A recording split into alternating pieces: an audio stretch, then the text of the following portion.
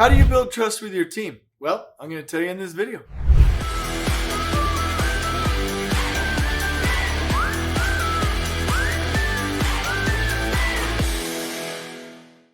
What are the 3 things that you must have to build trust? What are the 6 steps for building trust that you can practically implement on any construction project? And what are some other ideas that you can use as well, that you can kind of cherry pick from? Well, let's find out. Well, first of all, I want to say that trust is built from the small things. Like, it's not really, I'm going to go do this major thing and gain trust with people. That's not really how it works. It's the microactions, right? So let me give you an example. Like if I said, hey, I want everybody's opinion, and I want you to trust that. And so I want you to speak up. And then we get into a meeting and somebody's like, well, hey, what about? And I'm like, hey, no, let's move on. That's not applicable. Well, what did I just do? Right? I told them I wanted their feedback, but when they spoke up, I shut them down. That microaction can have a larger impact on your company than any major event within it. Trust is built from microactions. So if you want to build trust, you must focus on the little things consistently done well. Also, like I said, there are 3 things that you must have before you begin. So I'll tell you right now. First, intentions. If you were going to trust me, you would have to understand my intentions and be like, or know fundamentally, this is what Jason's intentions are. Like even creating this video, what is his intention? Is he attempting to get famous? Is he attempting to get money? Is he attempting to sell like tickets? Or is he attempting to help the industry, right? You can see that all 4 of those have very different answers. I really hope, and I'm going to tell you, so partly we do use these to scale a business, but the focus is not to get famous or to make money. We are with these videos attempting to elevate the industry. For you to trust me and be like, I want to like and subscribe to this channel, I want to comment, I want to develop this relationship on YouTube, you've got to know what I intend. What am I intending to do? What are my intentions? That's number 1. Number 2, what's my track record? Yeah, Jay Money's talking a bunch of stuff, but there's people all over the place talking about things that they have no idea about, right? So what is Jason's track record? Like, has he ever run a job? Has he ever been successful? What were his positions?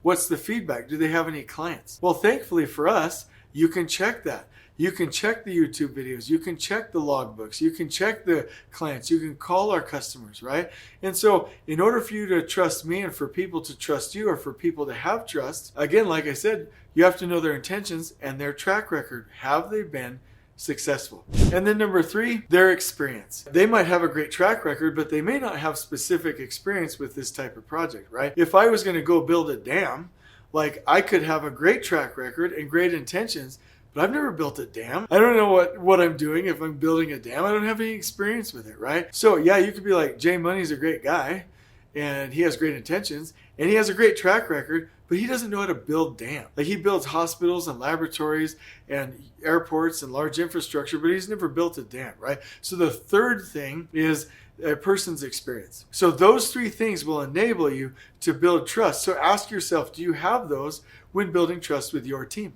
And I will say just one more time, if you want to build trust with me, subscribe to this channel. We will take this relationship throughout the years and beyond, and we will really get this nice partnership, share information, and just have a great time doing it. So subscribe to this channel. All right, so I'm going to give you some key tips that will really probably sound kind of silly, but they're huge when building a team. And I'll say that there was a time, and this was actually when I went to work for DPR Construction, and I love that company. They have a very open and transparent culture, and I worked with Ryan Young and Derek Kirkland, and they were genius team builders. For the first 3 months, it was hell. Like it was just an absolute nightmare. I had walls, I had fears, I was holding my cards close, right? I really didn't want to share, and I had a miserable time. And it was only until I realized, hey, they're attempting to build this team, be open, transparent, build trust. This is how teams really work, that I really understood what was going on. And they followed some of these key steps that I'll share with you now. To build trust, obviously, you're going to have to say what you mean. Be honest, have integrity, do the small things well, right? Hold up your end of the bargain, do what you say you're going to do, right? Follow those microactions. Understanding that you probably are heading in the direction of doing those, what are some other things you can do to build trust? Let me explain them one by one. First, copy each other on emails and other communications. Making sure that everybody's looped in and knows what's going on builds so much trust and goodwill with the team. Now, there will be a time when you'll stop copying everyone and you can reduce it from there. But for the first 3 months, every team, I recommend copy everyone on all communications. It is magic.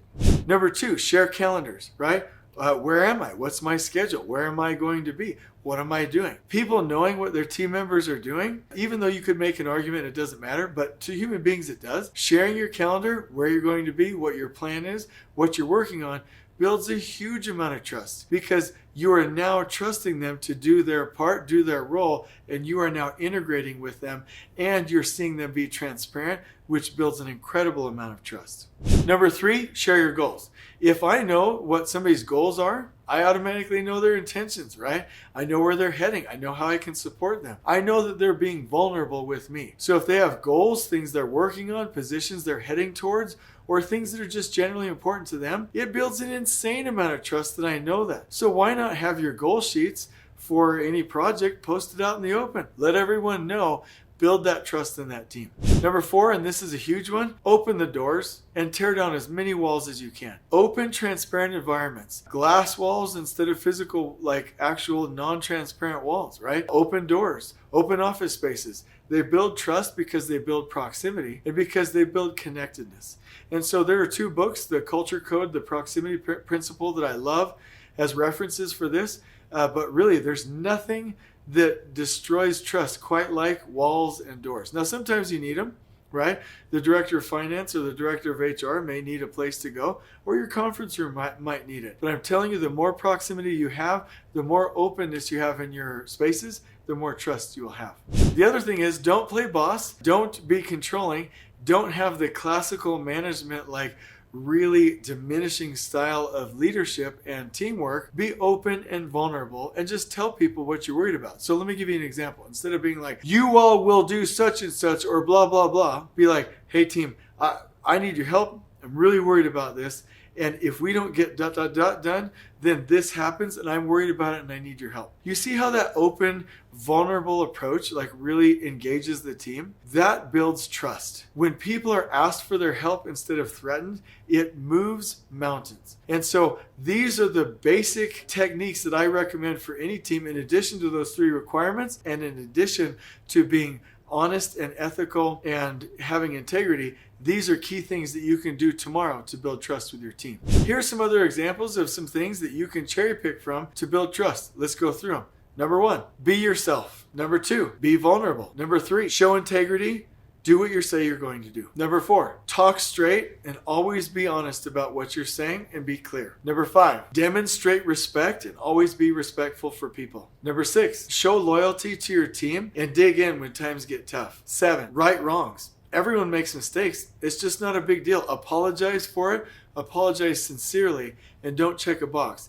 Dig in with your team and make wrongs right. 8, deliver results. 9, be coachable and always try to get better. 10, always confront the true reality and never skew the data. 11, always listen to understand before you speak and weigh in on an opinion. 12, always clarify expectations and clearly communicate. 13, take responsibility and own your tasks. 14, keep your commitments. 15, extend trust to others. So hopefully you can use those and, like I said, cherry pick from them and develop something quite remarkable. But building trust has a very specific method. There's a great book called Leading at the Speed of Trust that I highly recommend as well. But the bottom line is, trust again isn't built with these huge actions or these huge demonstrations. They're built through microactions. And so I'm going to link you to the book Leading at the Speed of Trust, Elevating Construction Senior Superintendents Book 1, which covers all of this. And I'm going to encourage you to practice with these key steps. I'll even leave you the outline in the description below. But I promise you, even if you start and do your best with some of these suggestions, you're going to gain a lot of traction